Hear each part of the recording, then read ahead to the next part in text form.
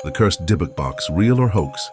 Alam niyo ba na may isang kahon na sinasabing may masamang espiritu at lahat ng nagmamay-ari nito ay nakaranas ng sunod-sunod na kamalasan?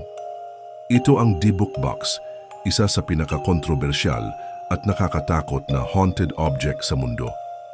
Pero, totoo nga ba ito o isang malaking panluloko lang?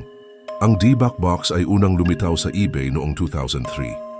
Ayon sa nagbebenta na si Kevin Mannis, ang kahon na ito ay galing pa sa isang Holocaust survivor at may lamang mga kakaibang bagay tulad ng buhok, bato at isang basag na baso. Sinabi niyang may sumumpang espiritu sa loob nito, isang dybbuk, isang masamang kaluluwa mula sa Jewish folklore na hindi matahimik. Matapos itong mabili, nagsimula ang sunod-sunod na malas.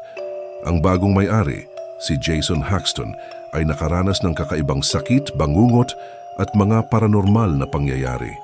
Sinasabi rin na pati si Post Malone ay naapektuhan matapos niyang hawakan ito na sinundan ng sunod-sunod na malas sa kanyang buhay. Pero may isang malaking tanong, totoo nga ba ang Dybbuk Box? Noong 2021, inamin mismo ni Kevin Mannis na ang kwento niya tungkol sa Dybbuk Box ay gawa-gawa lang. Isang kwentong katang-isip na lumaki dahil sa internet at mga paranormal investigators.